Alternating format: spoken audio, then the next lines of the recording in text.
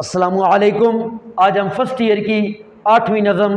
خطاب با نوجوانان اسلام، جس کو ڈاکٹر علامہ محمد اقبال نے لکھا، اس کی تشریح پڑھیں گے۔ سب سے پہلے اس کی ریڈنگ کریں گے۔ کبھی یہ نوجوان مسلم تدبر بھی کیا تو نے، وہ کیا گردوں تھا تو جس کا ہے ایک ٹوٹا ہوا تارا، تجھے اس قوم نے پالا آغوش محبت میں، کچل ڈالا تھا جس نے پاؤں میں تاج سر دارا،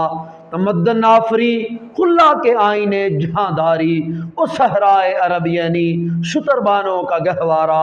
سمال فقر و فخری کا رہا شان امارت میں، با آب و رنگ و خال و خط چی حاجت روئے زیبارہ، گدائی میں بھی وہ اللہ والے تھے غیور اتنے کہ منعم کو گدا کے ڈر سے بخشش کا نہ تھا یارا، اگر چاہوں تو نقشہ کھینچ کر الفاظ میں رکھ دوں، مگر تیرے تخیل سے فضو تر ہے وہ نظارہ، تجھے آبا سے اپنے کوئی نسبت ہو نہیں سکتی، تو گفتار وہ کردار تو ثابت وہ سیارہ، گوا دی ہم نے جو اسلاف سے میراث پائی تھی، سریا سے زمیں پر آسمان نے ہم کو دے مارا، حکومت کا تو کیا رونا وہ ایک عارضی شے تھی،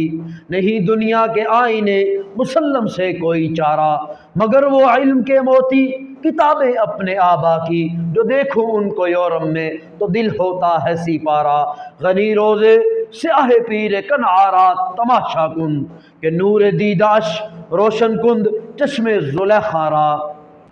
اب اس کی تشریح شروع کرتے ہیں۔ کبھی یہ نوجوان مسلم تدبر بھی کیا تو نے، تدبر کہتے ہیں غور و فکر کو، وہ کیا گردوں، گردوں کہتے ہیں آسمان کو، تو جس کا ہے ایک ٹوٹا ہوا تارا۔ علامہ اقبال مسلمانوں کو ان کا شاندار ماضی یاد کراتے ہیں۔ وہ کہتے ہیں نوجوان تو کیوں احساس کمتری میں مبتلا ہو چکا ہے، تو کبھی غور و فکر تو کر، تو کس عظیم قوم سے تعلق رکھتا تھا، وہ عظیم قوم جو آپ صلی اللہ علیہ وسلم نے پیدا کی، کہ جن کے دور میں حضرت عمر کے دور میں بڑی بڑی سلطنتیں پاؤں کے نیچے رون ڈالی گئی، آدھی دنیا پہ روم کی حکومت تھی اور آدھی دنیا پہ ایران کا راج تھا، لیکن کیا ہوا، دونوں سلطنتیں حضرت عمر کے دور میں تباہ ہو گئی، ٹوٹ گئی، بکھر گئی۔ تو علامہ اقبال مسلمانوں کو شاندار ماضی یاد کراتے ہیں کہ تو ان عظیم قوم سے تعلق رکھتا تھا جن کا جو ہزاروں میل کے فاصلے پر ہوتے تھے، لیکن ان کا رعب اور دبدبہ دشمن پر طاری ہو جاتا تھا۔ آپ صلی اللہ علیہ وسلم کے بعد صحابہ کے دور میں اور تابعین کے دور میں اتنی مضبوط حکومت تھی، یا تو مسلمان دنیا پہ راج کر رہے تھے، اور وہ علاقے جہاں پر مسلمانوں کی براہ راست حکومت نہیں تھی وہاں بھی ان کا رعب اور دبدبہ اور خوف موجود تھا، ان کا کوئی مد مقابل نہیں تھا، اتنی عظیم اور طاقتور حکومتیں کی۔ علامہ اقبال مسلمانوں کو ان کا شاندار ماضی یاد کراتے ہیں۔ وہ کہتے ہیں تو کیوں احساس کمتری میں مبتلا ہو چکا ہے۔ حضرت عقبہ بن نافع کا مشہور واقعہ ہے، جب مراکش اور تیونس دو ملک فتح کر کے اپنے گھوڑے اپنا لشکر دوڑایا تو آگے بحر اوقیانوس آ گیا اور اس میں گھوڑے دوڑا دیے اور پھر آسمان کی طرف تلوار لہرائی اور کہا اے رب کائنات، اگر مجھے علم ہوتا اس سے آگے بھی دنیا آباد ہے، اس سے آگے بھی کائنات آباد ہے، اس سے آگے بھی لوگ بستے ہیں، اس سے آگے بھی کوئی کفر یا سلطنتیں موجود ہیں، آج عقبہ بن نافع ان کو بھی فتح کر کے اسلام کا جھنڈا وہاں پر لہراتا، اسلام کا علم وہاں پر بلند کرتا۔ تو اتنی عظیم سلطنتیں مسلمانوں نے قائم کی، جہاں بھی ان کو پتہ چلا ظلم، تشدد اور بربریت نے ڈیرے جمائے ہوئے ہیں، وہاں پر یہ پہنچے اور جا کے اسلام کا اور امن کا جو درس دیا اور علم، اسلام کا اور امن کا علم بلند کیا۔ تو علامہ اقبال مسلمانوں کو شاندار ماضی یاد دلا کر ان کو حوصلہ دینا چاہتے ہیں۔ وہ کہتے ہیں آگے بڑھو، تو عظیم قوم سے تعلق رکھتا ہے، یہ کیوں سوچتا ہے تو کچھ کر نہیں سکتا۔ اگلے شعر میں علامہ اقبال صاحب کہتے ہیں تجھے اس قوم نے پالا ہے آغوش محبت میں، آغوش کہتے ہیں گود، آغوش محبت، محبت کی گود میں، کچل ڈالا تھا جس نے پاؤں میں تاج سر دارا، تاج تاج کو کہتے ہیں، سر سر کو کہتے ہیں دارا، دارا کے سر کا تاج۔ دارا ایران کا بادشاہ تھا، بہت طاقتور عظیم بادشاہ، جس طرح پاکستان کو قائد اعظم کا ملک کہا جاتا ہے، ایران کو دارا کا ملک کہا جاتا تھا۔ تو علامہ اقبال کہتے ہیں تجھے اس قوم نے محبت کی گود میں پالا ہے جس نے دارا کا جو تاج و تخت تھا اپنے پاؤں کے نیچے رون ڈالا۔ جب مسلمانوں نے اس پر حملہ کیا اور ایران کے خلاف مسلمانوں نے جنگیں لڑی۔ آلدو اس وقت اور حکمران تھے، یزدگر اور دوسرے حکمران تھے، اس کے باوجود بھی اس سلطنت کو دارا کی سلطنت ہی کہا جاتا تھا، ایران کو دارا کی سلطنت کے نام سے جانا پہچانا جاتا تھا۔ علامہ صاحب کہتے ہیں کہ اے مسلمان قوم کبھی غور تو کر، اے مسلمانوں کبھی اس پہ غور و فکر تو کرو، تدبر تو کرو، وہ ایران جیسی سلطنت، وہ دارا کی سلطنت، مسلمانوں نے اس کو پاؤں کے نیچے رون ڈالا۔ جب مسلمانوں کا مقابلہ ہوا، بہت تھوڑی فوج تھی، جو سعد بن ابی وقاص جس کو لیڈ کر رہے تھے، مقابلے میں رستم آیا 1,00,000 کی فوج لے کر، لیکن کیا ہوا، عبرت ناک شکست مسلمانوں نے ان کو دی اور وہ بھاگنے پر ساری کی ساری فوج مجبور ہو گئی۔ پھر کیا ہوا، جب مدائن کو فتح کیا، مسلمانوں نے دریا میں گھوڑے دوڑا دیے اور جب انہوں نے دیکھا تو وہ سارے لشکر بھاگ نکلا، انہوں نے کہا دیو آمدن دیو آمدن۔ اسی پہ علامہ اقبال نے کہا ہے دشت دشت دریا بھی نہ چھوڑے ہم نے، بحر ظلمات میں دوڑا دیے گھوڑے ہم نے۔ تو یہ عظیم سلطنت مسلمانوں نے قائم کی۔ پہلے شعر میں علامہ اقبال سوال کرتے ہیں، وہ کہتے ہیں غور و فکر کر اپنے آباء و اجداد کے بارے میں تو کس سے تعلق رکھتا ہے؟ اگلے شعر میں خود ہی جواب دے رہے ہیں کہ تجھے اس قوم نے، وہ تو اس قوم سے تعلق رکھتا ہے جس نے دارا جیسی عظیم سلطنت کو تباہ و برباد کر دیا اور اپنے پاؤں کے نیچے رون ڈالا اور وہاں پر اسلام کا علم بلند کیا اور ظلم اور ستم کے چنگل سے ان مظلوم قوم کو، مظلوم عوام کو انہوں نے چھڑایا۔ تمدن آفری خلا کے آئینے جہاں داری، تمدن رہنے سہنے کے طریقے، آفری مطلب پیش کرنا، خلاق کا مطلب ہی ہوتا ہے پیدا کرنا، جہاں داری، جہاں داری ہوتا ہے، آئین کہتے ہیں قانون کو، جہاں داری جہان پر، دنیا پر حکومت کرنے کے اصول، ٹھیک ہے، آئین کہتے ہیں اصول کو، قوانین کو، جہاں داری دنیا پر حکومت کرنے کے اصول۔ علامہ اقبال کہتے ہیں تمدن آفری، جنہوں نے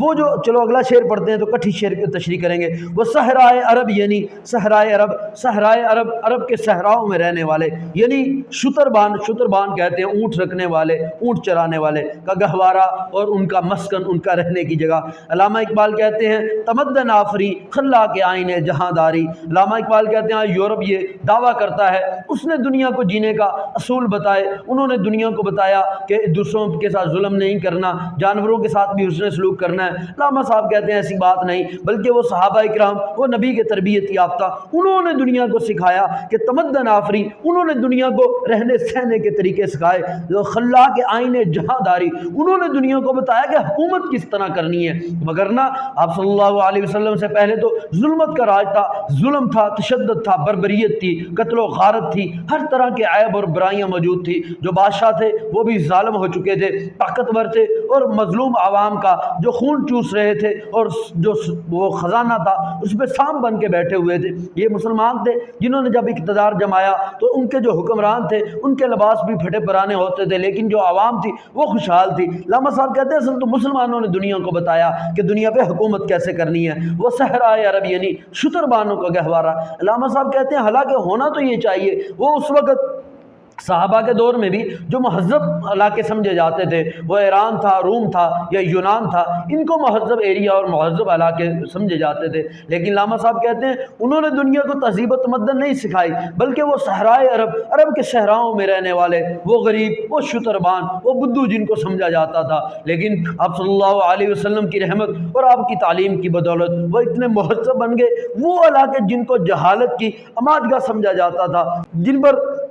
کوئی حکومت نہیں کرنے کے لیے تیار تھا، انتہائی غربت میں گرے ہوئے علاقے تھے، وہاں سے پھر دنیا کے ماہرین تعلیم اور دنیا کے پڑھے لکھے لوگ نکلے، وہی عرب کی زمین سے نکلے، پھر دنیا پہ راج کیا اور دنیا پہ جا کے حکومتیں قائم کی اور بہترین اور آئیڈیل حکومتیں قائم کی۔ اگلے شعر میں علامہ کہتے ہیں سما الفقر فخری کا رہا شان عمارت میں، یہ اب صلی اللہ علیہ وسلم کی حدیث ہے، الفقر فخری، کہ جو فقر ہے جو وہ میرا فخر ہے،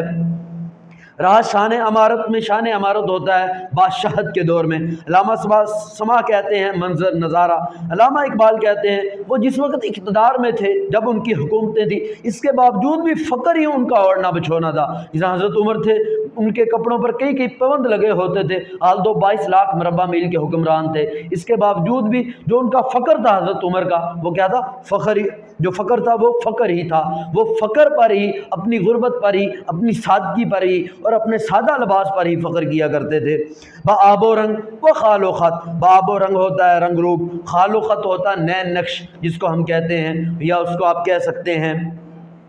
اس کا بناؤ سنگار، اس کا جو ہے نقش وغیرہ، وہ علامہ اقبال کہتے ہیں بآب و رنگ، اگر ایک بندے کا رنگ روپ اچھا ہے، خال و خط شکل صورت اچھی ہے، چے حاجت کیا ضرورت ہے، چے کا مطلب ہوتا ہے کیا، حاجت کیا مطلب ہوتا ہے ضرورت، روح زیبارہ، روح کہتے ہیں چہروں کو، زیبارہ اس کو میک اپ کرنے کی کیا ضرورت ہے، پورے شعر کا مطلب ہے بآب و رنگ و خال و خط چے حاجت روح زیبارہ۔ علامہ صاحب کہتے ہیں اگر رنگ روپ اچھا ہے، شکل صورت اچھی ہے، تو پھر میک اپ کرنے کی ضرورت نہیں ہوتی۔ اسی طرح وہ صحابہ اکرام، ان کے پاس اقتدار تھا، حقیقی طاقت تھی کہ دنیا پہ روب تھا، اب ان کو اچھے لباس پہننے کی ضرورت نہیں، اچھے لباس دکھاوا تو وہ کرتا ہے جس کے پاس حکومت نہیں ہے، طاقت نہیں ہے، مجبور ہے، دکھاوے کے لیے شو کرتا بھئی میرے پاس بھی پیسہ ہے، میرے پاس بھی حکومت ہے، حالانکہ یہ عارضی حکومت ہے، مضبوط نہیں ہے، کمزور ہے۔ آج کوئی اپوزیشن اٹھ جائے، آج کوئی ملک جو ہے اس پہ حملہ کر دے تو حکومت جاتی رہتی ہے، وہ حکومت اتنی مضبوط تھی دنیا مقابلہ نہیں کر سکتی تھی۔ وہ کہتے ہیں جب حکومت ہو، طاقت ہو، تو پھر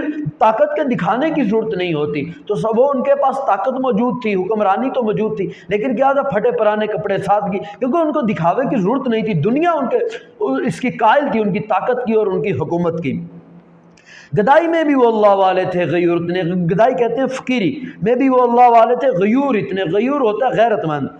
کہ منعم کہتے ہیں انعام کرنے والا امیر شخص، وہ گدا کے ڈر سے بخشش کا نہ تھا یارا، گدا فقیر کو کہتے ہیں، بخشش کہتے ہیں چیریٹی، صدقہ، خیرات کو کہتے ہیں، نہ یارا کا مطلب یہاں پہ ہے حوصلہ۔ علامہ اقبال صاحب کہتے ہیں کہ وہ گدائی میں، وہ فقیری میں بھی اتنے غیرت مند تھے، وہ کسی کے سامنے ہاتھ نہیں پھیلاتے تھے، اگر کوئی بندہ ان کو گفٹ بھی دینا چاہتا وہ بھی خائف کرتا تھا، خوف میں ہوتا تھا، پتہ نہیں لیں گے یا نہ لیں گے، اگر نہیں لیں گے تو میری انسلٹ ہو جائے گی، بےزتی ہو جائے گی، کیونکہ ان کی لوگوں سے خواہشات تھی نہیں، لوگوں سے مانگتے نہیں تھے، ڈیمانڈ ہی نہیں کرتے تھے، اور ان کی یہ طلب ہی نہیں تھی۔ ایسے حکمران نہیں تھے کہ عوام کا پیسہ کھاتے رہیں، عوام کے پیسوں پہ نظر رکھیں، جس طرح کے اکثر حکمران ہوتے ہیں۔ تو علامہ صاحب کہہ رہے ہیں کہ وہ جو صحابہ اکرام تھے وہ ایسے نہیں تھے لوگوں کے پیسوں پر نظر رکھتے، حال تو وہ حکمران تھے تب بھی نظر نہیں رکھتے تھے، اگر فقیر تھے تب بھی نظر نہیں رکھتے تھے، کھانے کو کچھ مل گیا تو کھا لیا، نہ ملا تو بھوکے رہے، کسی کے سامنے ہاتھ نہیں پھیلاتے تھے، بڑے غیرت مند تھے۔ حضرت عبد الرحمن کا واضح واقعہ ہے، مشہور واقعہ ہے، جب ہجرت کر کے آپ مدینہ آئے تو آپ صلی اللہ علیہ وسلم نے بھائی چارہ بنایا، ہر صحابی کو دوسرے کا بھائی بنایا، تو صحابہ ان کو اپنے گھروں میں لے گئے جو ان کے جن کو آپ صلی اللہ علیہ وسلم نے ان کا بھائی بنایا تھا۔ جب حضرت عبد الرحمن کو وہ صحابی گھر لے کے جانے لگے، انہوں نے کہا کہ مجھے بس بازار کا رستہ بتا دو، میں خود اپنا انتظام کر لوں گا، اور بازار تجارت شروع کر دی۔ اور باقی صحابہ کی بھی یہی ایسی ہی داستانیں تھیں، حال دو باقی صحابہ نے چاہا جو وہاں کے انصار تھے، مدینہ کے رہنے والے، کہ مہاجرین کی مالی معاونت کریں، ان کو مالی طور پر کچھ دیں، ان کے ساتھ حسن سلوک کریں، لیکن انہوں نے ایسا لینے سے انکار کر دیا، انہوں نے کہا ہم محنت کریں گے، اپنا کاروبار کریں گے اور اپنی ذمہ داری خود اٹھائیں گے۔ تو یہی علامہ صاحب کہہ رہے ہیں کہ وہ اتنے غیور تھے، غیرت مند تھے، وہ لوگوں کے پیسوں پر، یہ دنیا کے پیسے پر نظر نہیں رکھتے تھے، بلکہ اپنی ایفرٹ پر، اپنی کوشش پر وہ یقین رکھتے تھے، اگر مل گیا تو کھا لیا، نہیں ملا تو گزارا کرتے تھے۔ اگر چاہوں تو نقشہ کھینچ کر الفاظ میں رکھ دوں، مگر تیرے تخیل سے فضو تر ہے وہ نظارہ، تخیل کہتے ہیں سوچ کو، فضو کہتے ہیں اونچا، دور، پرے، وہ نظارہ، وہ نظارہ۔ علامہ صاحب کہتے ہیں میں اگر چاہوں تو صحابہ اکرام کے کردار، ان کے افکار اور ان کا جو تھا عمل، اس پہ بہت کچھ بتا سکتا ہوں الفاظ میں، اپنی تقریروں میں، تحریروں میں، لیکن تیری عقل ہی اتنی محدود ہے، وہ سمجھ ہی نہیں سکتی وہ کتنے عظیم لوگ تھے، کس طرح دنیا پہ انہوں نے حکومت قائم کی۔ مسلمانوں کو وہ جگانا چاہ رہے ہیں علامہ صاحب، وہ کہتے ہیں مسلمانوں اٹھو جاگو، وہ صحابہ اکرام جو تھے ان کے کردار کو سمجھو۔ علامہ صاحب تو سمجھانا چاہتے ہیں مسلمانوں کو، یہ حوصلہ دینا چاہتے ہیں، تو انہی کی نسل سے ہے، لیکن وہ کہتے ہیں یار تیرا دماغ ہی بہت چھوٹا ہے، تو اس حوصلے کو اور ان کے کردار کو سمجھنے کے لیے تیار نہیں ہے، تو ان باتوں کو لینے کے لیے تیار نہیں ہے اور ان سے فائدہ اٹھانے کے لیے تیار نہیں ہے۔ تجھے آبا سے اپنے کوئی نسبت ہو نہیں سکتی، تو گفتار وہ کردار، تو ثابت وہ سیارہ، نسبت کہتے ہیں تعلق کو، تو گفتار ہوتا ہے باتیں کرنے والا، وہ کردار تو ثابت ہوتا ہے ٹھہرا ہوا، وہ سیارہ تھے، متحرک تھے، گردش کرتے رہتے تھے۔ علامہ اقبال صاحب کہتے ہیں کہ آلدو تو بھی مسلمان ہے، لیکن حقیقتاً اگر دیکھا جائے تو تیرا اس کے ساتھ تعلق، ان کے ساتھ تیرا تعلق اور نسبت نہیں بنتی، کیونکہ تو صرف باتیں کرنے والا ہے، تو کہتا ہے ایسے کر دوں گا ویسے کر دوں گا، خیالی پلاؤ پکانے والا ہے، جس طرح کہ اردو کے محاورہ ہے دکان پکوڑوں کی اور سوچ کروڑوں کی۔ تو علامہ صاحب کہہ رہے ہیں کہ ہماری یہاں تک کی سوچ محدود ہو چکی ہے، ہم سوچوں کی حد تک ہیں، خیالی پلاؤ بنانے والے ہیں کہ ہم ایسے ہیں ویسے ہیں، لیکن کرنے والے کچھ نہیں ہیں، عملی طور پر ہمارا کوئی کردار نہیں ہے۔ وہ صحابہ کرام ایسے نہیں تھے، بلکہ وہ سیارے کی طرح تھے، جس طرح سیارہ ہے وہ ٹھہرتا ہی نہیں ہے، متحرک رہتا ہے۔ صحابہ کرام کی ایسے ہی زندگیاں تھیں، کبھی ایک مہم سے واپس آ رہے ہیں، ایک جنگ سے واپس آ رہے ہیں تو دوسری کی طرف جا رہے ہیں، وہاں سے آ رہے ہیں تو کہیں اور جا رہے ہیں، ہر وقت تگ و دو میں، محنت میں، کوشش میں، اسلام کے پھیلاؤ میں اور اللہ کو راضی کرنے میں لگے رہتے تھے، تگ و دو رہتے تھے۔ مسلمان کیا تھے، انہوں نے جب غلامی کا طوق پہنا تو اس کے بعد یہ مطمئن ہو گئے، ان کو پرواہ ہی نہیں کہ غلامی اور آزادی میں کتنا فرق ہے۔ لیکن صحابہ کرام غلامی قبول کرنے کے لیے تیار نہیں تھے۔ علامہ اقبال نے جب یہ نظم لکھی 1914 میں، اس وقت مسلمان غلامی کا طوق پہن چکے تھے، انگریز کی غلامی میں تھے، تو علامہ اقبال مسلمانوں کو جگانا چاہ رہے تھے اس نظم کے ذریعے۔ گوادی ہم نے جو اسلاف سے میراث پائی تھی، میراث وراثت کو کہتے ہیں، گوادی مطلب کھو دینا، اسلاف اپنے اسلاف جو بزرگان دین ہیں، وہ صحابہ کرام یا جو بھی بعد کے تابعین، تبع تابعین، جو بھی ہمارے بزرگ تھے۔ سریا سے زمین پر آسمان نے ہم کو دے مارا۔ سریا یہ ستاروں کا ایک جرمٹ ہے، ایک گروپ ہے جو آسمان پہ بہت بلندی پہ ہوتا ہے۔ شاعر کہتا ہے گوادی ہم نے جو اسلاف سے میراث پائی تھی، ہمیں جو صحابہ اکرام سے، اپنے اسلاف سے، اپنے بزرگوں سے جو میراث ملی تھی، جو ورثہ ملا تھا، ایک تو حکومت کا ورثہ، کہ بڑی حکومتیں تھی، بہت سے علاقے وہ مسلمانوں نے اپنے ہاتھ سے کھو دیے۔ وہ کہتے ہیں چلو یہ تو ایک چھوٹی سی بات ہے، حکومت چلی گئی، لیکن بہت سا انہوں نے علم دیا، ہمیں کتابیں دی، ہمیں تحقیقات دی، ہم نے اس کی بھی حفاظت نہیں کی، انہوں نے اپنا کردار دیا عملی نمونے کے لیے، ہم نے اس کو بھی نہیں اپنایا۔ سریا سے زمین پر آسمان نے ہم کو دے مارا، تو اس کا نتیجہ کیا ہوا؟ جب صحابہ اکرام تھے یا ہمارے جو بزرگان دین تھے یا جو ہمارے اولیاء تھے، جب ہم اسلام کی حکومت تھی، کیا تھا؟ ہم سریا کی بلندی پر تھے، دنیا ہمیں جانتی تھی، مسلمانوں کی ایک پہچان تھی، ان کا روپ تھا، یہ ایک آئیڈیل سمجھے جاتے تھے۔ لیکن کیا ہوا؟ جب ہم نے آپ صلی اللہ علیہ وسلم کے اطوار کو، طریقوں کے، ان کے طرز عمل کو اور اپنے اسلاف کے، اپنے اکابرین کے طریقوں کو چھوڑ دیا، تو نتیجہ کیا ہوا؟ ہم وہ عروج سے، بلندی سے جا کے زمین پہ جا گرے، آسمان نے ہمیں زمین پہ پھینک دیا، آسمان کی بلندیوں سے ہم زمین کی پستیوں میں جا گرے۔ حکومت کا تو کیا رونا، وہ ایک عارضی شے تھی، نہیں دنیا کے آئین مسلم سے کوئی چارہ۔ آئین مسلم ہوتا ہے طے شدہ قانون، کوئی چارہ کوئی مطلب بس نہیں۔ علامہ صاحب کہتے ہیں حکومت کے رونے کی، چلو حکومت چلی گئی، اس کے رونے کی کوئی ضرورت نہیں، آل دو کہ حکومت بڑی چیز تھی، لیکن پھر بھی اتنی بھی بڑی نہیں تھی کہ اگر چلی گئی، یہ تو دنیا کا اصول ہے، جو محنت کرتا ہے، کوشش کرتا ہے، حکومت اسی کے پاس رہتی ہے۔ چلو مان لیا آپ کے اندر کمزوریاں آ گئی، آپ کے ہاتھ سے حکومت چلی گئی، یا جس طرح کے دعوے کیے جاتے ہیں کہ سازشیں کی گئی، ایسا ہوا، ہم خود میں سے غدار پیدا ہو گئے، انہوں نے کہا ساری باتیں مان کے یہ مان لیا جائے کہ حکومت چلی گئی، کیونکہ حکومت نے تو جانا ہی تھا، مان لیا جائے جیسے کیسے بھی گئی، چلی گئی، یہ تو ایک عارضی شے تھی، یہ تو دنیا کا آئین مسلم ہے۔ آئین مسلم ہوتا ہے طے شدہ قانون ہے، اس سے تو انسان بے بس ہے اس کے سامنے کہ دنیا کا یہ اصول ہے کہ حکومت کسی ایک کے پاس نہیں رہتی، خدا کا بھی یہ قانون ہے، قرآن پاک میں ہے تلک الایام نداولها بین الناس، یہ وہ دن ہے ہم پھیرتے رہتے ہیں لوگوں کے درمیان۔ وہ کہتے ہیں ٹھیک ہے حکومت کبھی ایک کے ہاتھ میں، کبھی دوسرے کے ہاتھ میں، اقتدار تو بدلتے رہتے ہیں، تو مان لیا آپ کے ہاتھ میں اقتدار نہیں رہا، آپ کہتے ہیں سازشیں تھی، جو بھی تھا، جیسے بھی مان لیا جائے، اقتدار آپ کے ہاتھ سے جاتا رہا، لیکن دکھ تو اس بات کا ہے مگر وہ علم کے موتی کتابیں اپنے آبا کی، جو دیکھوں ان کو یورپ میں تو دل ہوتا ہے سی پارا۔ سی پارا کا مطلب ہوتا ہے ٹوٹے ٹوٹے ہوتا ہے۔ وہ کہتے ہیں یار دکھ تو اس چیز کا ہے، وہ کتابیں، وہ ہمارے آباء و اجداد کی تحقیقات، وہ ان کی ریسرچ جو آج یورپ میں پڑی ہوئی ہیں، یورپ ان سے استفادہ حاصل کر رہا ہے، جناب ابوالقاسم زہراوی اور بہت سے بڑے بڑے سائنسدان، ابو علی سینا، جابر بن حیان، بڑے بڑے سائنسدان جن کے علم سے آج یورپ استفادہ حاصل کر کے ہمیں پر حکومت کر رہا ہے، انہی بکوں سے فائدہ اٹھا کے اور دعویٰ یہ کر رہا ہے یہ ہماری ریسرچ ہے۔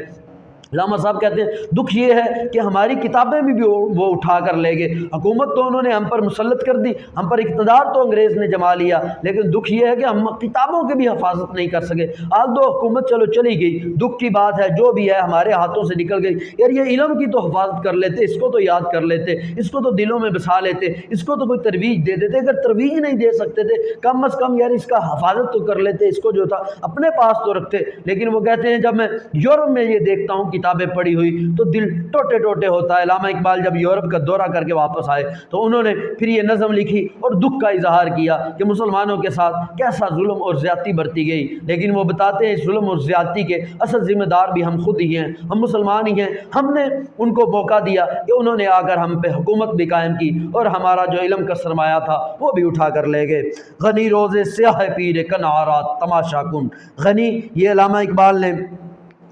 गनी कश्मीरी का जो शेर है अपनी नज़म में उसको ऐड किया है। वो कहते हैं गनी रोज़ स्याह कहते हैं बुरे दिन, रोज़ दिन को कहते हैं, स्याह बुरे दिन, काले दिन। वो कहते हैं गनी रोज़े स्याह है पीर कनआ रात तमाशा कुन। पीर कनआ कहते हैं, पीर कहते हैं बुज़ुर्ग को, कनआ के बुज़ुर्ग मराद हज़रत यकूब है। रात तमाशा कुन, उनका तमाशा देखो, उनका नज़ारा देखो, उनकी हालत देखो। तमाशे का मतलब तमाशा हालत ये होते हैं कि नूर दीदाश, नूर कहते हैं रोनाई रोशनी, दीदाश उनकी जो आँखों का नूर है, रोशन कुन वो रोशन कर रहा है। चश्मे जुलेखारा, चश्म आँखों को कहते हैं, जुलेखारा जुलेखा की आँखों को। अल्लामा साहब कहते हैं गनी के शेर को ऐड करके, वो कहते हैं जो हज़रत यकूब अलैहिस्सलाम की आँखों का तारा था, यानी हज़रत यूसुफ अलैहिस्सलाम, वो किसकी आँखों का नूर बन चुका है, वो किसकी आँखों का तारा बन चुका है, वो जुलेखा की आँखों का तारा बन चुका है। हज़रत यूसुफ अलैहिस्सलाम को उनके भाइयों ने बेच दिया, हसद की वजह से उसको उठा के ले जाया गया, मिस्र में जाकर बेच दिया गया। तो वहाँ पर क्या हो गया, उसको जो जुलेखा थी उस पर आशिक हो गई। तो अल्लामा इकबाल कहते हैं जो यूसुफ हज़रत यकूब अलैहिस्सलाम की आंखों का तारा थे, उनकी आंखों से दूर हो गए और जाकर जुलेखा के पास टिक गए। हाल दो जुलेखा ने इनको वरगलाने की कोशिश की, लेकिन अल्लाह के नबी थे, उनके वरगलाने से और उनके चुंगल से बिल्कुल महफूज रहे और अल्लाह तबारक व तआला ने इनको हौसला दिया, हिम्मत दी और अल्लाह ताला ने इनको बचा के रखा। और बाहिम्मत और बाहौसला अल्लाह के बरगुज़ीदा नबी थे, उससे बच के रहे। लेकिन अल्लामा इकबाल कहते हैं वो यूसुफ अलैहिस्सलाम जिनको यकूब के पास होना चाहिए था, अपने वालिद के पास होना चाहिए था, वो जो बेटे की जुदाई में रो रो कर अपनी आंखों की बनाई से महरूम हो गए, वो उनका महबूब बेटा, प्यारा बेटा, उसको यकूब के पास होना चाहिए था, अपने बाप के पास होना चाहिए था। लेकिन अफसोस कि वो जुलेखा की आंखों का तारा बन गया, जुलेखा के पास पहुंच गया। जुल्म और सितम देखिए, उनको जाकर जुलेखा के पास बेच दिया गया, वो उनके पास ठहरे हुए हैं। जुलेखा उसको देखकर, जुलेखा की आंखों की जो है वो ठंडक बना हुआ है, जुलेखा उनको देखकर अपनी आंखों को, अपने दिल को सुकून देती है। हालांकि वो यकूब के सुकून का जरिया था, हज़रत यकूब अलैहिस्सलाम अल्लाह के बरगुज़ीदा नबी थे, उनके सुकून का ज़रिया था। इसी तरह अल्लामा इकबाल फरमाते हैं ये जो किताबें हैं, ये किताबें हमारे सुकून का ज़रिया थी, ये किताबें हमारे पास होनी चाहिए थी, इनसे इस्तिफ़ादा हम उठाते, हमारे आबाओ अजदाद की थी, हमारा ये वर्सा था, ये हमारे पास होती। लेकिन दुख की बात यह है, अफसोस की बात यह है, वो जो हमारी आंखों का तारा थी, जो बुकें, वो जो किताबें, वो यूरोप के पास हैं, यूरोप उनसे इस्तिफ़ादा उठा रहा है, वो यूरोप की आंखों का तारा बनी हुई हैं। यकीनन ये तशरीह समझ में आ गई होगी। वीडियो सुनने का बहुत शुक्रिया, अपना बहुत सा ख्याल रखें। अल्लाह हाफिज़।